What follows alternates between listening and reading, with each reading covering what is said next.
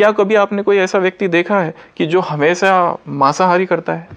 कभी तो वो शाकाहार करता ही होगा. हाँ जी. Sometimes he has to take, but for a person to remain vegetarian, he doesn't require to be non-veg. He can remain vegetarian whole life. बहुत सारी चीज़ें हम बता सकते हैं, परंतु सबसे मुख्य तो ये है कि जैसे मैंने पहले भी कहा कि जो खाना है उसमें आप देखो, जब जानवरों को मारा जाता है तो उसके जो भी दुख, दर्द, पीड़ा, वेदना, वो सारे वाइब्रेशंस उस भोजन में जा रहे हैं और वही हम खा रहे हैं. मांस में है क्या? It contains proteins. हाँ जी. उसमें कैल्शियम नहीं है, उसमें फाइबर्स नहीं है. वेजिटेरियन डाइट है, उसमें फाइबर्स होते हैं. That is very good, important for the body. उसमें कैल्शियम होता है, उसमें बहुत सारे विटामिन्स होते हैं. बाकी जो मांस है उसमें there is nothing but only proteins. और जो जानवरों का जो मांस है, आजकल तो ऐसा हो गया है कि वो जानवरों को पहले पाला जाता है, उनको बहुत सारे इंजेक्शंस दिए जाते हैं, इंजेक्शन से उनको अच्छा तगड़ा बनाया जाता है. दे माइट बी कार्सिनोजेनिक, और फिर उसको खाया जाता है.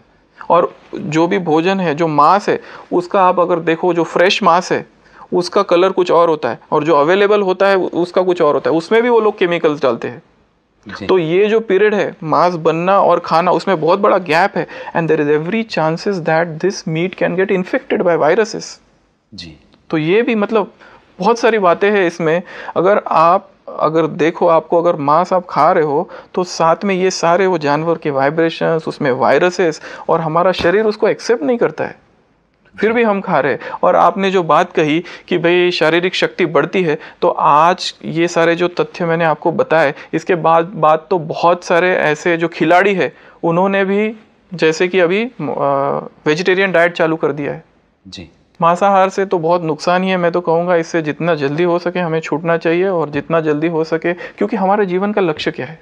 हमारे जीवन का लक्ष्य है सुख और शांति. हमारे जीवन का लक्ष्य है संपूर्ण स्वास्थ्य. तो उसके लिए हम ऐसी चीज़ नहीं खा सकते कि जो हमारे शरीर पर विपरीत परिणाम डाले या हमारे मन पर भी विपरीत परिणाम डाले. जी. और किसी प्राणी को दुख पहुंचाना तो हम सुख की कामना कर ही नहीं सकते. किसी को दुख देकर हम कैसे सुखी हो सकते हैं? जी. और भारत की मान्यताओं और मैथोडोलॉजी पर भी गौर करें तो हनुमान जी को बड़ा शक्तिशाली बताया गया. जी. और उन्होंने कभी मांसाहार नहीं किया. मैं इसमें एक छोटा सा एक बात बताऊंगा कि जो आपने श्री रामकृष्ण परमहंस की बात तो सुनी होगी जी.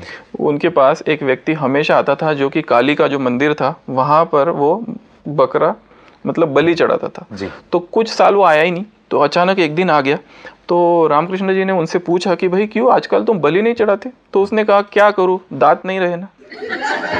मतलब जो ये कर रहा है वो किस लिए कर रहा है? देवी को प्रसन्नता के लिए नहीं, अपनी स्वाद लोलुपता जिसको कहेंगे. जी. हम नाम तो उनका ले रहे, पर कर किसके लिए रहे? अपने लिए. मतलब ये जो छोटी सी 2.5 इंच की जो जबान है, केवल उसकी संतुष्टि के लिए हम किसी जानवर को मार रहे. और दूसरी एक बात, क्या हमारा ये पेट कब्रिस्तान है कि हम इसमें मुर्दों को डाल रहे हैं?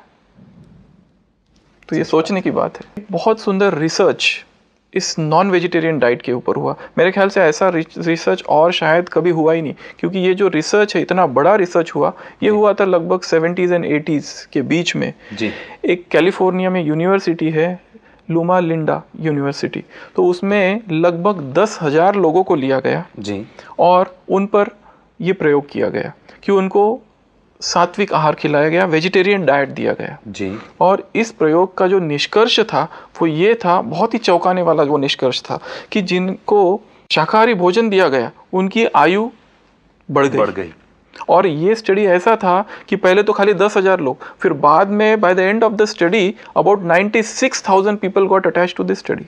और जो रिसेंट में एक जो कॉन्फ्रेंस हुई थी फिलाडेल्फिया में कि न्यूट्रिशन एंड डाइटिक्स की, उसमें ये जो स्टडी है ये प्रेजेंट की गई.